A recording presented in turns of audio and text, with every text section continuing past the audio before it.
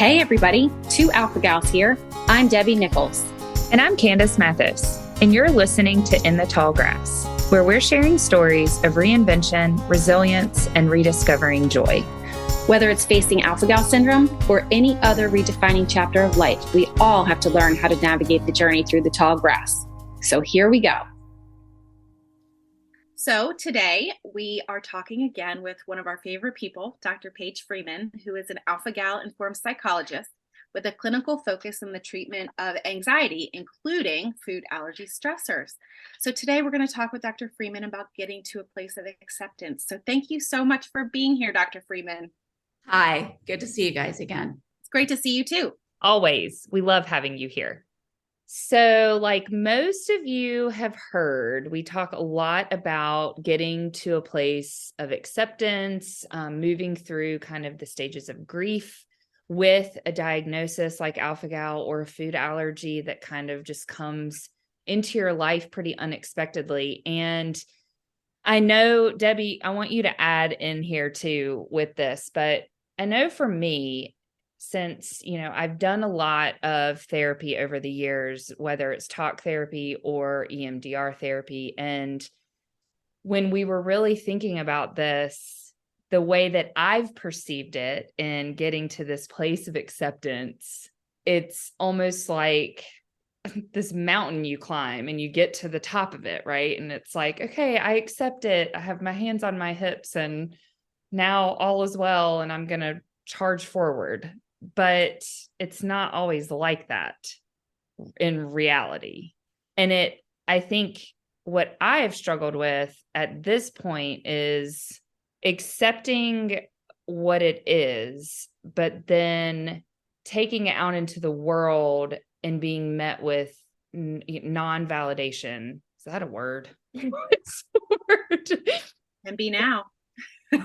And being met with people that are not willing to validate the experience.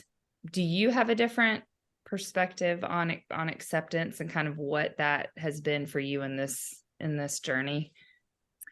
Well, the truth is I think that my version of getting to a place of acceptance is really similar to what you're saying, right? Like we've had this situation dropped in our laps and at times it sucks. It's not necessarily going away. We may be living with it our whole lives. But I like your analogy of climbing to the top of the mountain. But then the first thing I was thinking about when you said that was, okay, I'm at the top of the mountain. I put my flag up there. I've done it. I've gotten to a place of acceptance. But then going down the mountain is not always easy, right? Like I'm thinking about like moguls with skiing. That's exactly what came to mind when you were saying that. I was thinking, okay, it's slippery and it's dangerous. And you fall out of that place of acceptance sometimes. And, adding to that, I think that I did not, I'm just as guilty of what I'm about to say of other people, right? Because when there are people who don't validate what you're experiencing, it's really challenging. And I used to be one of those people, I think. Like, I don't think I understood living with food allergies until I was living with food allergies. Yeah. And I would love to know, I know we would both love to know, Dr. Freeman, do you have a different perspective on kind of that getting to a place of acceptance or what acceptance means? Yeah. What is so funny to me is the different ways that people visualize things in their head. And so, Candace, when you're talking about getting to the mountain, and then Debbie, you're talking about skiing down the mountain. I mean, both such really good visual examples. Candace, when you were talking about being at the top of the mountain, what I was picturing is kind of sliding down the mountain and then climbing back up is kind of what I was visualizing. And so acceptance, I think I think differently about acceptance than a lot of people do. And people think of acceptance as one discrete event and as an acceptance of something external that is happening to them. And I think of acceptance as when these external struggles and obstacles and challenges happen, I think I think of it as an acceptance of the emotions, bodily sensations, thoughts, urges, memories, all of the difficult things that come up with that. So, for example, like you guys said, we're kind of talking about two different things here. And so let's just kind of go with it. But we're talking about an acceptance, and then we're also talking about navigating relationships with people who are not validating you, right? And so that acceptance piece, the way I look at it would be, say, say you have a friend that is very close to you and they are just not really accepting at all of your diagnosis, maybe earlier on in the diagnosis. And they're not making much of an effort to listen to it, anything about it, to accommodate it at all. And so, what I think is enormously important, and I think that we touched on this in our first podcast, what would be to acknowledge what is going on with you and accept that those feelings are there and not try to get rid of them. So accept the difficulty of your experience, accept how painful it is to not have that connection with your friend like you thought it was. And that when you accept your feelings and let them be there and let them hang out and make room for them, it frees them up to let you explore things in a more clear manner that's driven by your values and not what I call being hooked by them. And being hooked by your emotions, I always have this visual of like your emotions or your bodily sensations. Think about like when you're really anxious or really sad and how you feel overwhelmed. Like a lot of times when you feel really sad and depressed, you feel very shut down and like unable to move. And when you're anxious, you can feel everything just light up.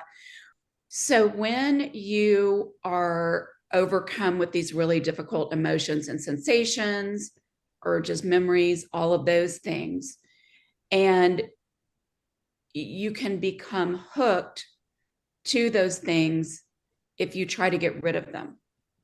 And what that means is, so I have always had kind of this visualization of like my emotions or anyone's emotions are like a cowboy that has a lasso and it lassos you and it's kind of like swinging you through the air and you are acting based on the overwhelm of all of those things that are happening. You're reacting to trying to get rid of them versus sitting with them and inviting them in and figuring out what they have to tell you.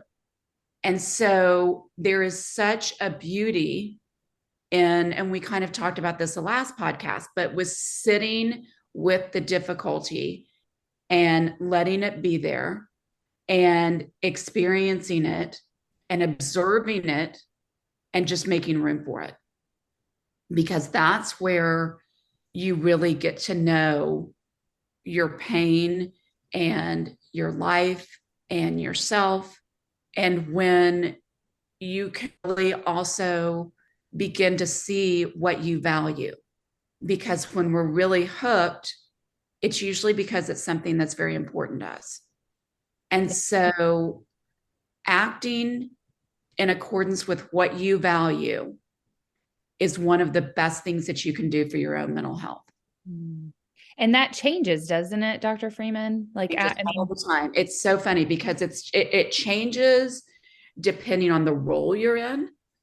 Like you may have different values for motherhood than you do in your marriage, than you do in your work, than you do in your relationship with yourself.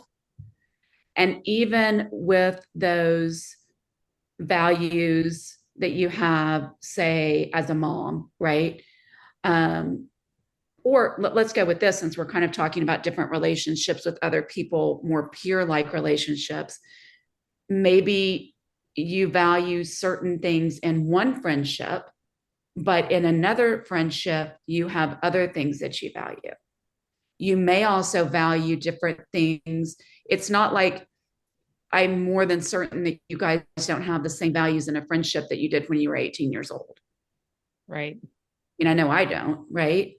And so values are flexible and something to always be thinking about.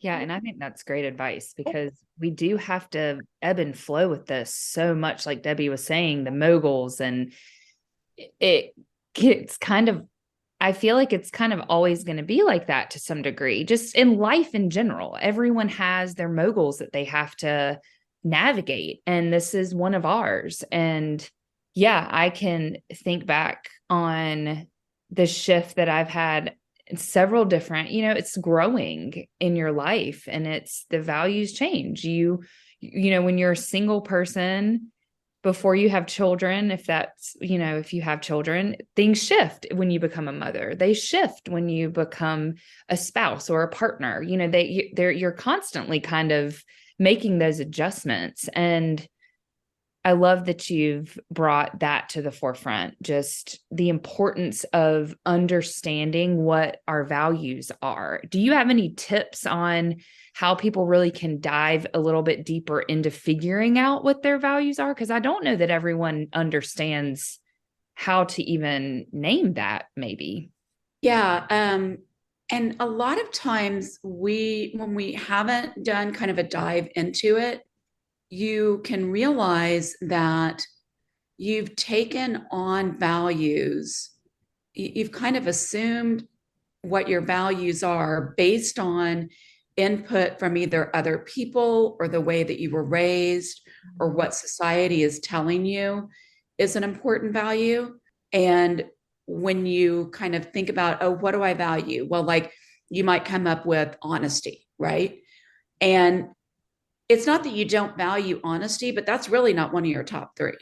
Like you've got other things that are way more important to you than honesty. And not that, I mean, honesty, may be very important to you, but it's not a top three. And because you've always been told honesty is so important, that's going to be one of the first things you say.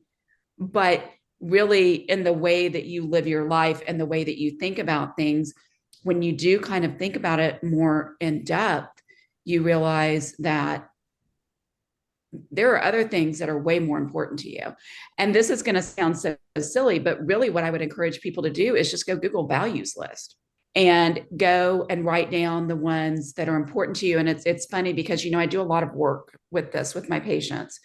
And it's funny because, and even when I did it myself, like it's this list of these characteristics that all seem really positive. And you're like, oh, okay, this one too.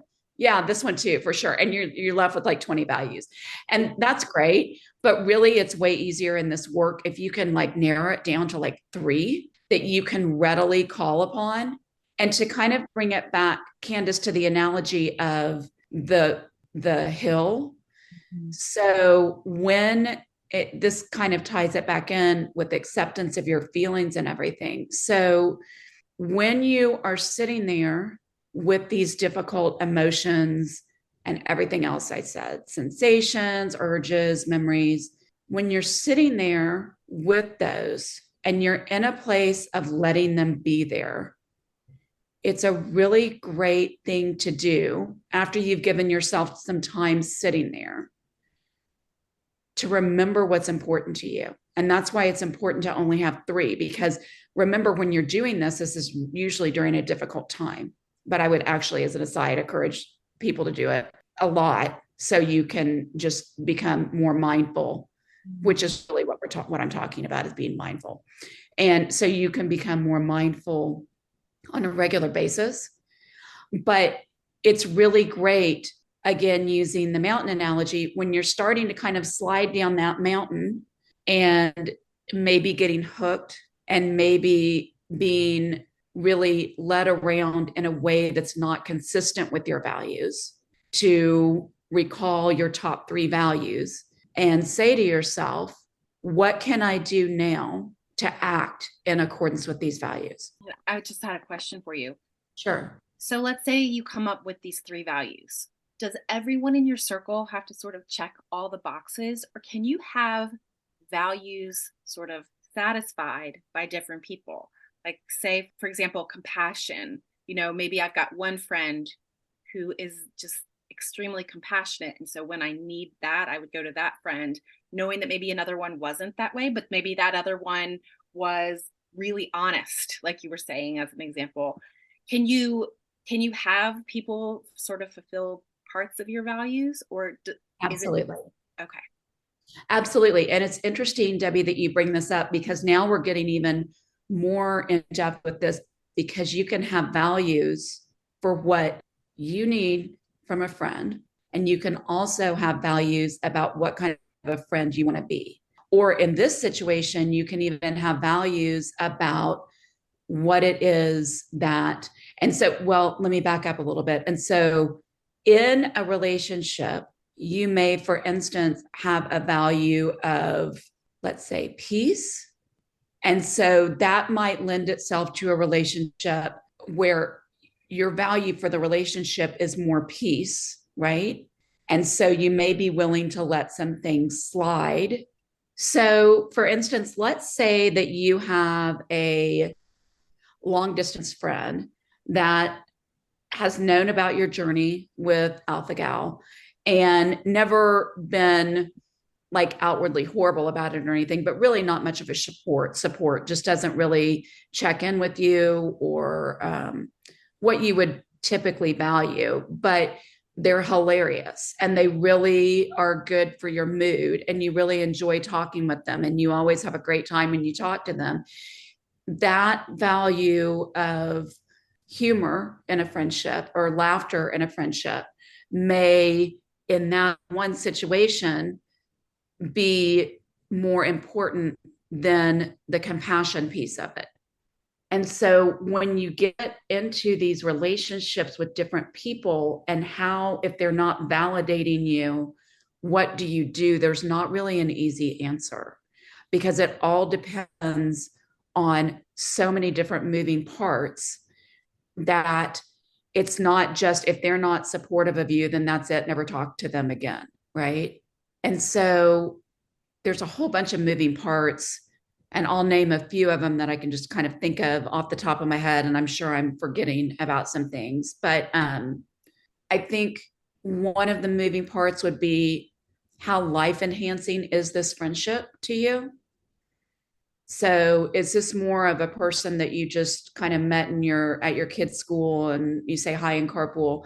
That's going to be very different than maybe your college best friend that you've stayed in contact with for all those years, right?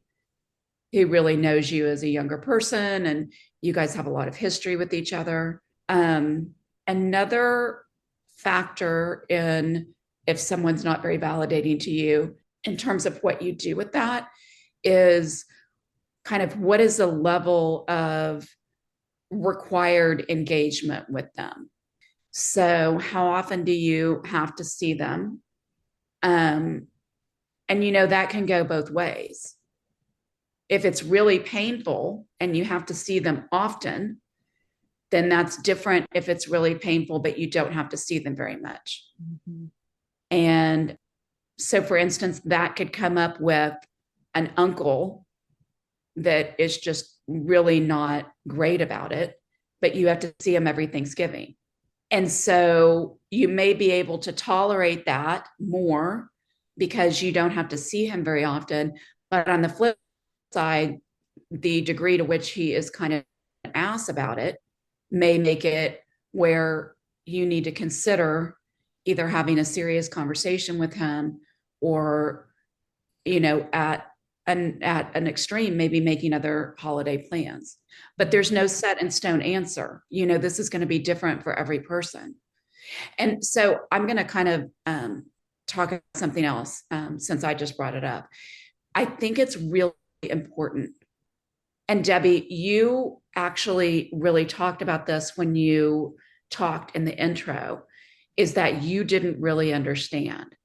So I think that it's really important when we're talking about those people that are in your circle that are not being kind or supportive or validating, that you consider how your relationship has been with them pre-alpha gal before you make any big decisions about cutting anyone out of your life or even really diminishing contact with them. If that person is important to you and they really have been a source of support for you in the past, and they're generally a kind person, then I really encourage you to have a discussion with them before you consider writing them off. And in that conversation, it would be important to really reiterate with them the seriousness of, and how this is impacting your life on an everyday basis, and really let them know how their behaviors or their words or their actions or even lack thereof, more their indifference or not really checking in with you, is affecting you on an emotional level.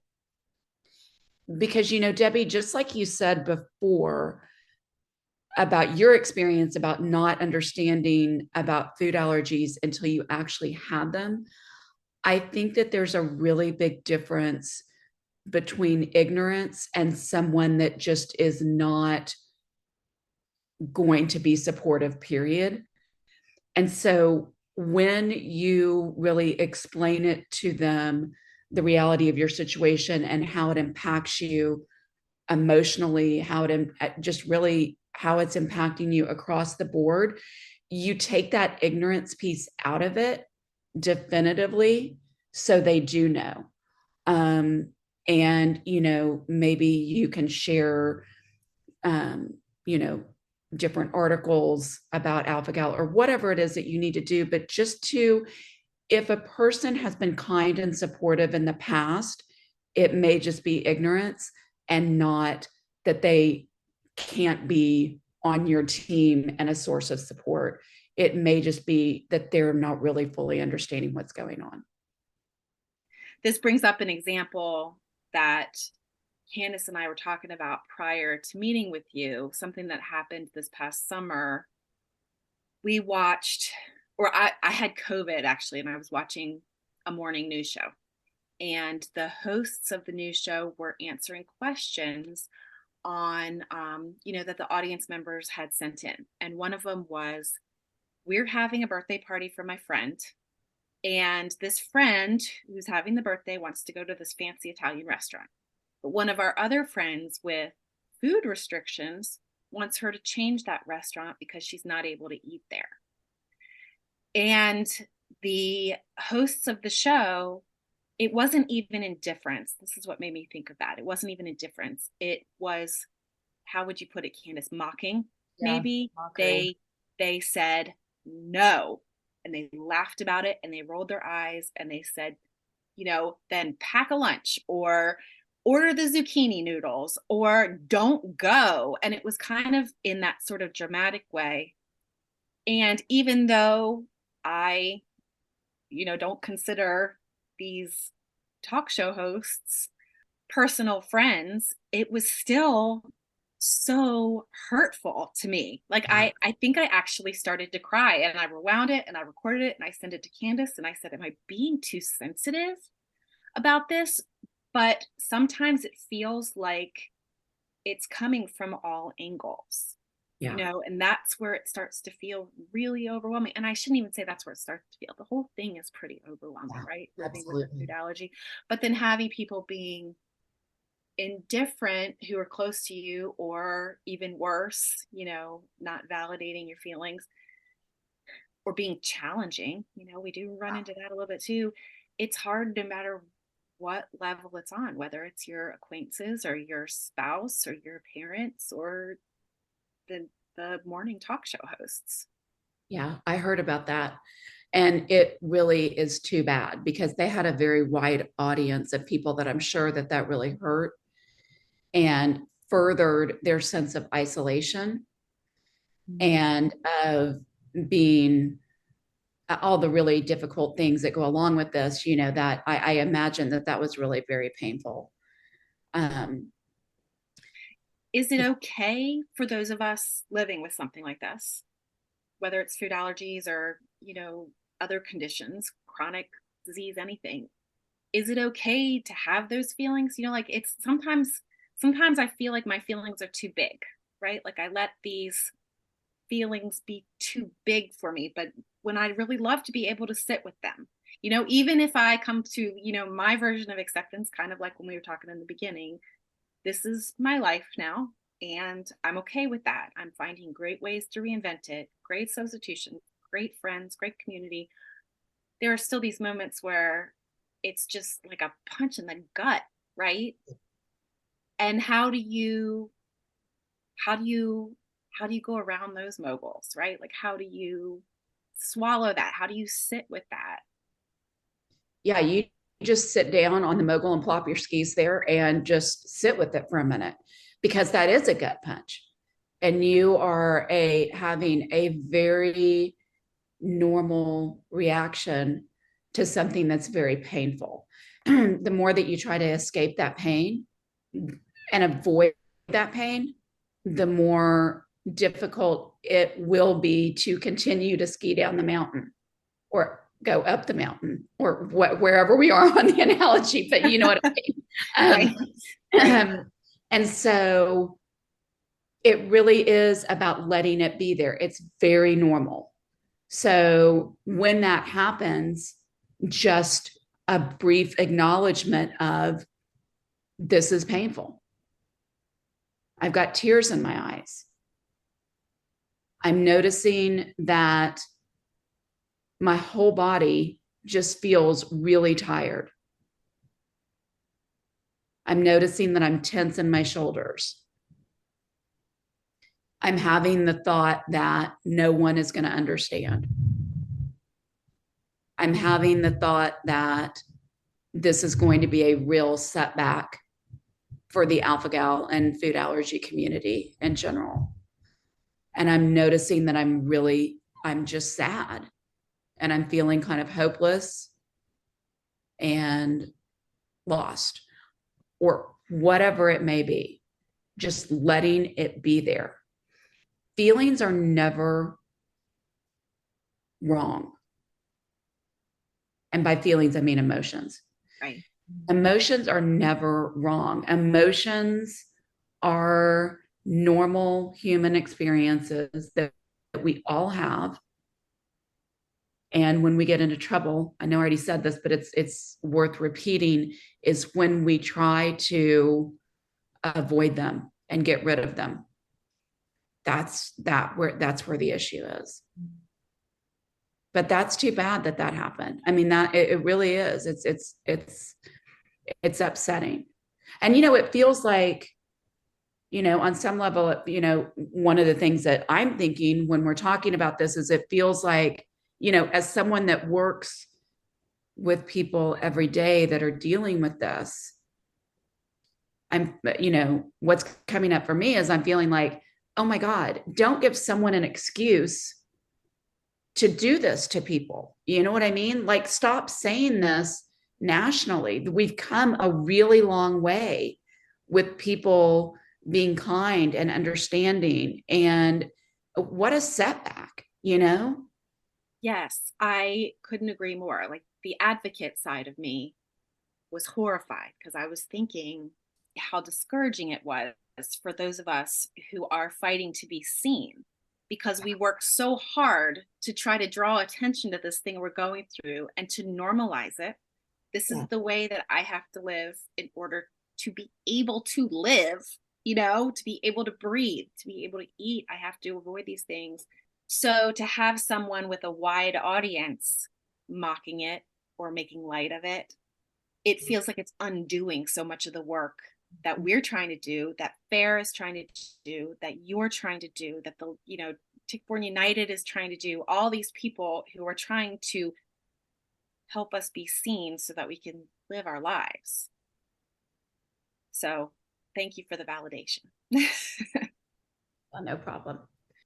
So it was, you know, Debbie, I'm really glad you brought up that example, because I remember that day so clearly, and it kind of wrecked my whole day. Like, I just felt that intense gut punch, like you said. I mean, it really is what it felt like. And, you know, it prompted me to I felt all of the emotions. I felt sad at first, I felt dumbfounded, and then I got really mad. And we both sat with it for a little while and decided that we were going to email the producer of the show, because they've done such great work in advocating for alpha-gal and other tick-borne diseases and food allergies and other segments. And this was just kind of, it almost felt like this betrayal a little bit. And, you know, for me, I kept thinking about the bigger like ripple effect of this, that, like you were saying,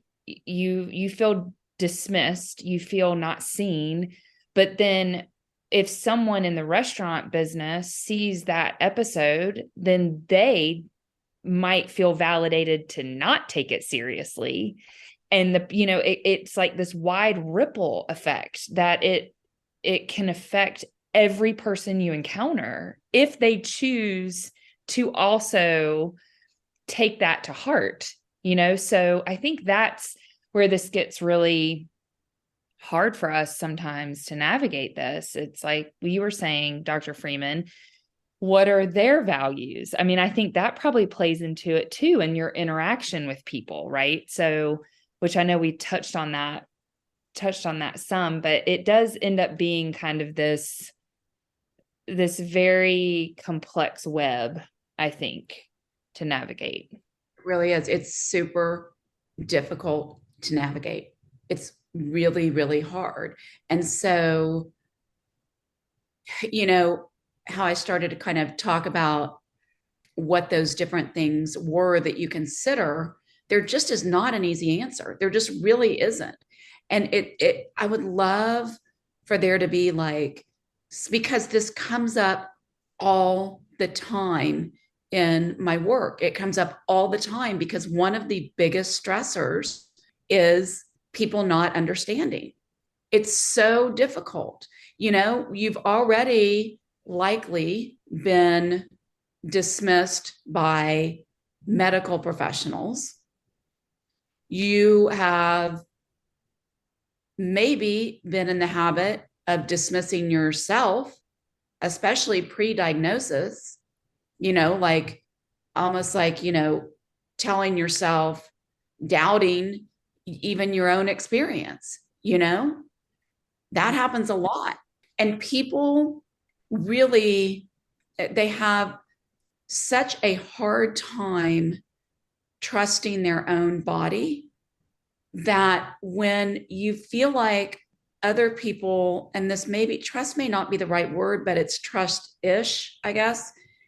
When you feel like people aren't trusting you or your body, you felt like that, you know, and you're going into this, and then you've got somebody on national TV saying something like that. I mean, it's very it's just so deflating. Mm-hmm. Yep. That is a great way to put it. I think we've used that exact word, especially when it happens over and over and Yes. over again. And I'm so glad you mentioned sort of the self-dismissal too, right? Because even, you know, 3 or 4 years into our diagnosis, 15 years into living with this, there are still moments where I go, how bad is it really? Or other people have it so much worse than I do. That's another big one. And so it's really great to hear you validating those feelings too, because we're taught as children that adults tell the truth, that you listen to adults and you listen to the professionals, and we grow up thinking that our doctors know everything, or, you know, other people, other professionals in our lives who are saying there's nothing wrong with you, there's nothing wrong with you. And sometimes those feelings come creeping back where you start to think, maybe it's me. Maybe I'm the problem. Maybe this is just my life. Maybe there's no solution to this. And so that was just a long way of saying that I'm really glad that you validated that self-dismissal, because I do feel like now at this point in my life, I am really good at self-advocating for myself, right? We wrote and I would say one of the best letters we've ever written to that show. I felt empowered. Like, I'm going to make a difference. I'm going to let them know exactly how this made me feel. I'm not going to back down. And we weren't rude.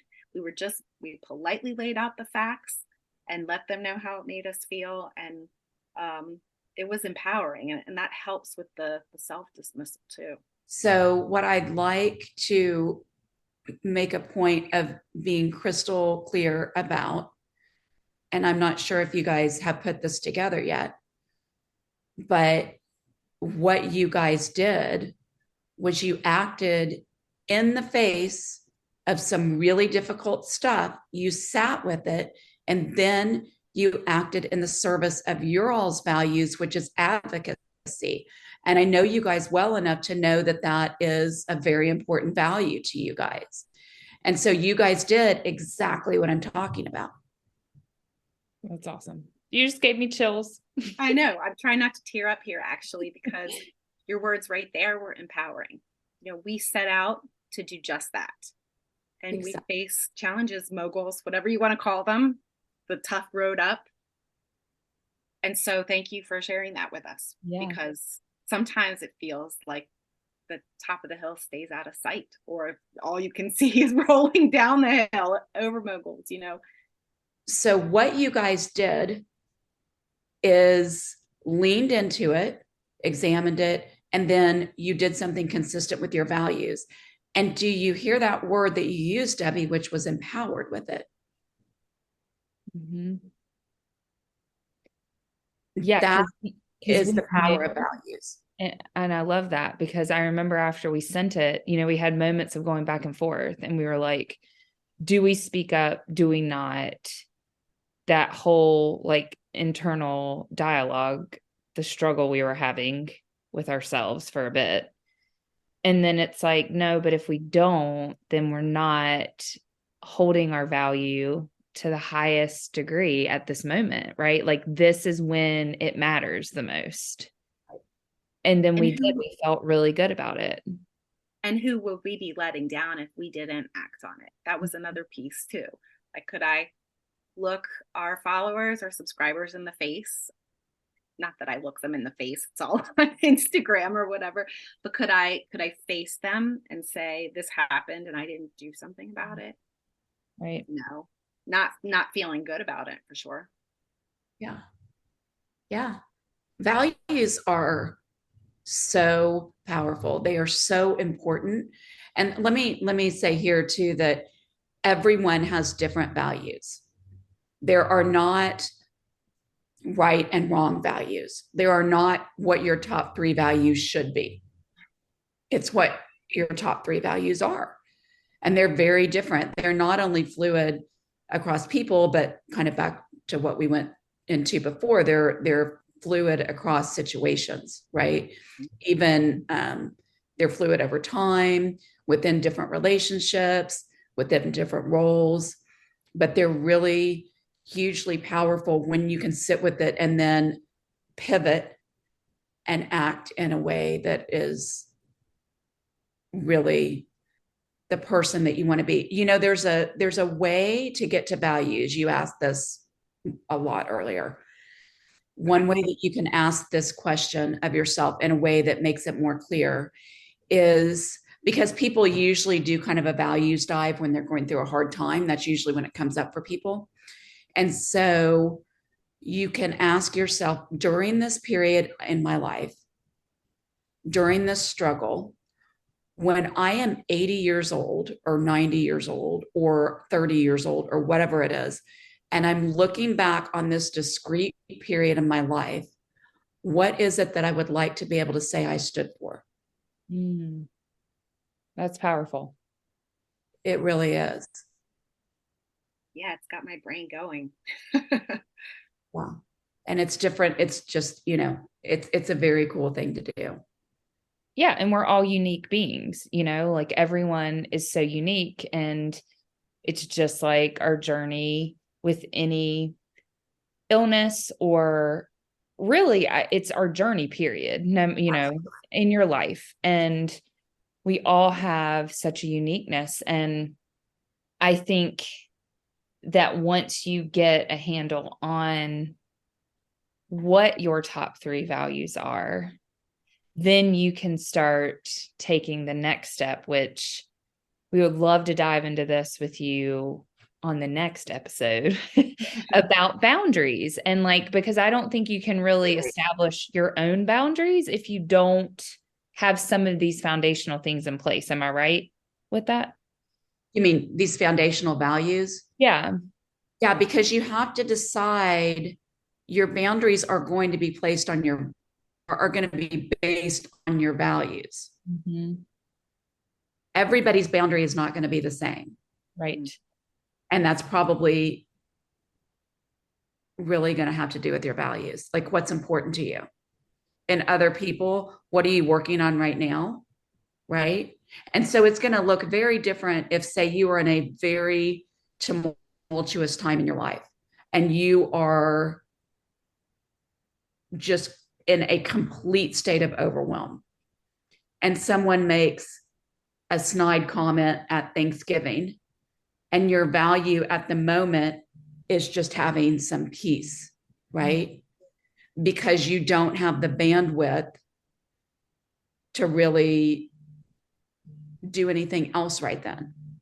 Right. And that's perfectly fine. But that is going to look very different than if you are in a place of where you very much value self-advocacy, for instance, right?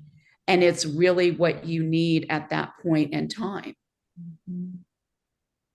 You don't want someone to walk all over you, obviously, right? Mm-hmm. But it's also your choice, if it's just too much in that moment, to just let it go in your own self-interest, because that is really where you are at that moment in your journey. I want to go back really quickly to when we were talking about making sure that you kind of get people's attention focused on you and what your needs are, and how what they are doing could feel dismissive or even aggressive, or whatever it is that's going on with that. I want to get really clear, and this is something that, you know, we can talk about when we do a deeper boundaries dive later, but you also, in that moment, you get to decide the amount of effort that you have the bandwidth to educate them with. So being clear with them about how their response or lack of response or whatever it is that they're doing that feels very invalidating to you is affecting you. You can either have a 2-hour conversation about it if you want to, or you can just write up a few words that you have on hand and just say, you know, I am feeling, you know, like whatever it is that you're feeling like, and even send them a link and just say, I'd really love for you to learn some more information about this, because this is a significant challenge that I'm going through. Something I'd like to add right there too is, if you're looking for a link to send, the article that you wrote, Dr. Freeman, that we have posted on our website is a great one. It breaks down the stressors so clearly, I think, and I mean, even as someone living with it, it was helpful for me, but that would be a great one to share with people if you're looking for something and don't know where to start. Okay, great. I wasn't even thinking of that, but thank you for that. That's so funny. Okay, so let's go back to some of the things that we were talking about in terms of what you need to consider about the relationship in particular when you're trying to navigate what kind of relationship that you want to have with the person that is maybe not showing you the level of compassion that you wish that they were. And so another question to ask yourself is, how important is it for you to keep this relationship? And that can be a hard question. You need to take them into consideration. And probably the more that the person is important in your life, the more you may be able to tolerate, or maybe not, because what they're doing is really just too much. That's a really fascinating point too, because at first I was like, yeah, I would definitely put up with more from my family because I love them and their relationship means so much. But then I start to think, well, but maybe they should be the most invested in me. So there's a little bit of conflict right there. It's tricky. Yeah, it is tricky. And that kind of leads me to the next thing is how much work is the other person willing to do? Are they open to listening to how you feel, or do they completely shut you down? Can I add something, Dr. Yeah, Freeman? yeah. Like what we were, those past two questions, like how important is it for you to keep the relationship? Something that kind of came to mind in what we spoke about on the last podcast with you was self-compassion. Yeah. So that plays a lot into this too, right? To be able Sure to have self-compassion for yourself and to speak your needs and Yeah. to do so confidently, but with a lot of love for yourself, right? Like, and again, it's where it gets really complex because we have to be okay with telling people, especially those that we love, what we need, Yeah. even when it's hard. Yeah. Yeah. Absolutely. And so another thing, we'll get into this when we talk about it, but those boundaries are always going to come up in this, right? And how much are they willing to accept your boundaries? And how flexible are you in your boundaries? That'll be good to dive into too. Yeah. Yeah, because I think that's kind of the hardest part. Absolutely. Once you get to that point where you can speak your needs, if someone else is not, if someone keeps stepping over the boundary that you've set for yourself. Yeah. So I do think it would be so great to dive so much deeper into boundaries. Yeah. And that could be really tricky too, right? Because when you're talking about close family members and setting up boundaries, there's the part of you that wants to be more accepting of their behavior if they're not willing to adhere really strictly to your values. But then again, can you be more comfortable with expressing your needs with them? Should they be more willing to listen, or should you be more tolerant? I feel like that's going to be another really good conversation because it's complicated. Like it feels like everything with food allergies and alpha-gal syndrome is.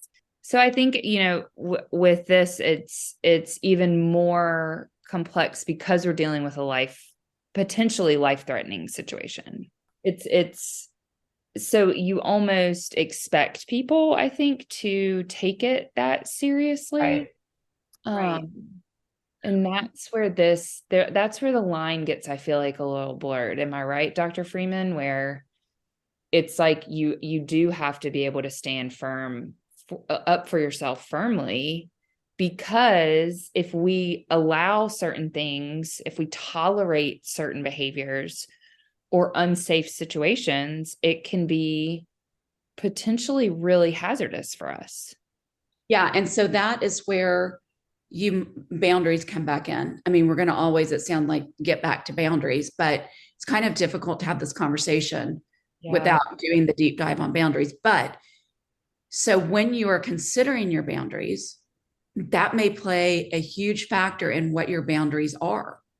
Like, I am not going to tolerate something that directly involves food.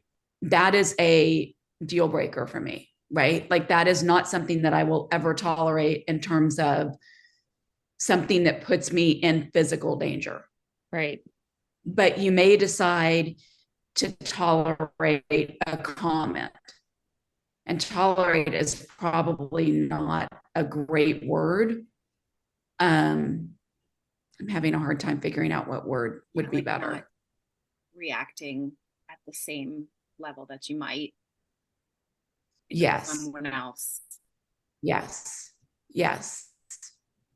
Maybe.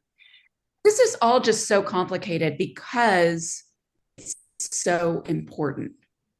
Exactly what you were saying, Candace, like that you're not tolerating something and having the resulting feeling that you're being walked all over, which is why values are so important, is because if you are consciously pulling up your values and you have a value that supersedes the value of, say, self-protection, not protection like from a physical reaction, but more like emotional self-protection, then you will probably necessarily, because you are making a clear values choice, the self-protection value, it's easier to sit with that because you are actively making the choice as to what value is more important to you. But I don't want people to get the wrong idea that I am advocating getting walked all over. Right.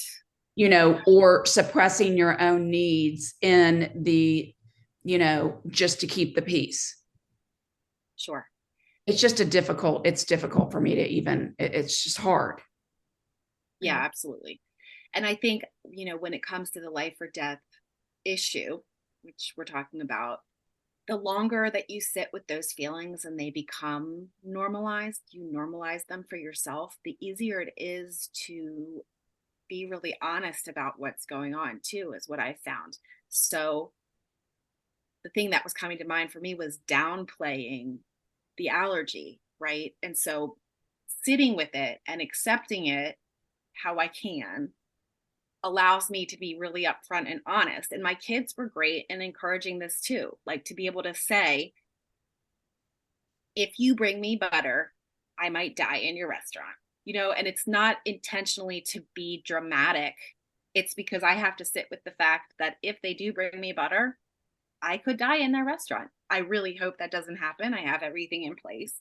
But I think it's important that when we're talking about life and death, like that has made it easier for me to sit with that and accept that, as hard as it is, but it's made it easier for me to be my own self advocate and to be realistic, even if it sounds dramatic. Yeah. Something else to consider in terms of, what kind of a relationship you're going to have with other people is how much you're willing to sit with the difficulty of not being understood in the service of what you value in other parts of the relationship. And I know that we already kind of talked about that, but I do think that different people bring different things to relationships. And so depending on the degree to which you don't feel heard, it may be something that you can understand that may not be one of their strengths, but that you've got, and one of you mentioned, Debbie, I think maybe it was you, and this is a super important part. If you've got other supports that fill that need for support, you may be able to not need that level of support from someone who is giving you something else that's valuable to you in the relationship. Sure. Go if ahead. you are facing someone that you don't feel is meeting your values and you don't feel like you can sit with that difficulty of not being understood any longer, is it okay to walk away from people? I mean, like in a bigger sense than just standing up from the table and walking out the door. I mean, and I know that we have to consider all these points we're talking about, but is that okay for people to do if they're just not meeting your values in any way? I think it's a really great question. I think that during our life, we have different needs, we have different values, and people come and go. I mean, I'm sure you guys can look back throughout your life on people that were really a very important part of your life at one period of time that really served a great function and a great need, and you guys were on the same page. But then something happened It could be, you know, it was a school friend and your kids went different places or whatever it was, and things changed. And really, life is change. That is really what life is, and adapting to change. And so there are going to be times in our life when a person is not a good fit for us anymore. Right. Right. I think that's kind of good to just tuck away. Yeah, I Yeah. do too, because I think that it touches on the boundaries, and it touches on, I mean, unfortunately, there are toxic people that are in our lives. And I think when we start to do a deep dive, correct me if I'm wrong, Dr. Freeman, but I feel like when we start to do that deep dive through therapy, through our own work, it all kind of ties together. Are they good for our mental health? I mean, I think it's where you start to really unpack the self-compassion on a deeper level. And if they're not uplifting you, if they're not empowering you, you can't be stomped on, Right. people. And I don't know. I'm not saying that we all have to cut people completely out, but I think that is where it's helpful to have a counselor, a psychologist, a mental health professional that can help you unpack that and see what is good or not for your health. And our mental health is a big part of that. Absolutely. Absolutely. I just wanted to add one more thing here that I was thinking too, because it gets a little sad to think about that, a little bit hopeless in some ways. But the truth of the matter is that I think for every person who has challenged my values, there are two more who want to know what they can do to meet them, right? Yeah. There are people out there who do understand or are willing to learn Right. how to meet you where you are. And so, I don't want to sound hopeless, even though a lot of this it's not easy. So I just wanted to add that there are people who care and love and will rise to meet you where you are. Yeah. And so one thing that brings to mind actually is one of these little, GIF things that popped up about a year ago that is, I think, something that is so very true. And it says something like, self-care is choosing not to argue with people who are committed to misunderstanding you. That's a good one. That's very One of good. my favorite, it's one of my favorite ones. I really like that one a lot. It just really brings it into focus. Mm-hmm. And I think that comes up in this journey, in particular with food allergies and AGS, is there are going to be people like Debbie is describing that are just not, they're closed off and unwilling, even after you've very clearly expressed your needs and clearly explained to them the degree of importance that this holds for you.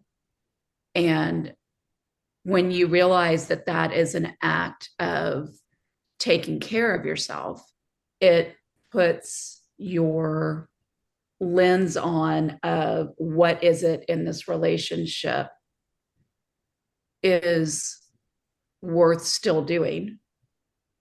And that may be, in some situations, not a lot. Along those same lines, how do we encourage others to act inclusively and compassionately in this circumstance in particular? I really think it just goes back to expressing your needs.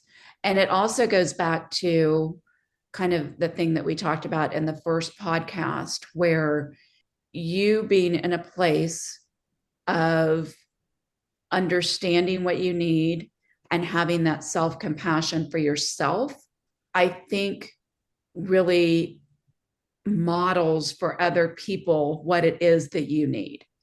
And back to communicating very clearly, I think that you say, I would really appreciate your doing X, Y, and Z. And it goes back to, Debbie, what you talked about before, that, you know, when you weren't in it, you weren't really understanding. And I do think that there are people that need their focus directed to very clearly what the situation is. And I wish it wasn't like that. And I don't think that these people are bad people. I think that they've just got other thing going on in their brain. And once they have kind of a like a, oh my gosh, you know, wow, I never really understood until what you just said really makes me understand it. Right. Right. And so I think it's important that you always give people that chance, you know, to clearly communicate to them what it is that you need. And in doing that, we go back to that vulnerability piece that we talked about before, right? That's vulnerable, because once you put it out there, this is what I need, there's a chance they're going to come back and not give it to you. Right. Right. And then what do you do? Right. Then you've got to And make then we're getting into that territory that we were just talking about, where it's kind of, you know, this is not going to work for you. right. And so it's very scary to do that on several different levels. Yes, it absolutely is. So, Dr. Freeman, when we're having to navigate these relationships, do you have any recommendations for maybe other ways that we can engage with people, maybe that doesn't involve our allergy? Yes. So I think that that's actually a really something to consider also when you're thinking about what type of relationship you're going to have with someone. So if it's a person, let's just say, for instance, like your college roommate that, you know, lives 5 states away and you see them once every 5 years, but you get a lot out of that relationship in terms of a connection with your past, or being able to reminisce, or say that person is just hilarious and they're really, really funny and they bring you a lot of joy. If you are not around them very often in a food related capacity, but say that they're not really in tune with your journey with alpha gal syndrome, and you were kind of, you know, you kind of wish they would be, that might be, you may be having other values being met in a non-food way, that the compassion piece about the alpha gal syndrome is not as important to you as it would be, say, in your husband or your parents or something like that. And so that's where this is kind of this dance, right? About what's important to me in this particular relationship. Right. Yeah, that's great advice, because like you said, if that person is not in your immediate circle, then you don't have to necessarily meet them for lunch, or, you know, be in a situation where you could be in an unsafe environment. And it's, I think the words here would be, it is a life enhancing relationship. Right. So they're feeding you in another way. Yes. Feeding Yes. your soul in another way. Absolutely. Yeah, I was thinking as you were saying that, because when you say this person who you see on a rare basis is funny, and I was thinking, oh, I love that when a friend's funny. And I was thinking, what value is that that's important to me? And I would think joy, right? And so you Right. can sort of figure out what values are most important in any level of friendship, whether it's the spouse or partner who you live with, or, you know, the college friend who you see once every couple of years. Yeah, absolutely. It can be evaluated differently. Everybody's, each one is individual. Absolutely. Yeah. And because of the complexity of all of the different things that we're talking about, a lot of people have some trouble distinguishing between valuing peace and not adding to their own overwhelm and getting walked all over. And I think it's really important. That's an important thing to distinguish. And a lot of times that involves processing one-on-one with your own therapist. So we at Two Alpha Gals are all about finding joy, helping others find joy. And I do think it's important to say that in order to get to a place of joy in a healthy way, in a way that is not toxic positivity, where you're just, going through this world, avoiding your other feelings, we do have to do really hard things. And I think this conversation is one of those steps in our healing is having to dig deeper to face the hard stuff to get to the joy. Yeah, I think it is really important for me to very explicitly say how difficult all of this is. And, I think that when you look at all of the different questions I raised, kind of just off the top of my head, and I could probably generate 15 more about things that you need to consider when you are navigating relationships with different people, depending on how supportive and validating they are, that there are a lot of moving parts that go into that decision. And there are so many different variables. And it's not like you can just say there's all different kinds of ways that you can interact with people. It's not like you just put it into a machine and it spits out, this person's going to be great for you, or this person, you should never see them again. That's not the way it works. It's just very, very complicated and a very, very personal, individual decision based on what you value.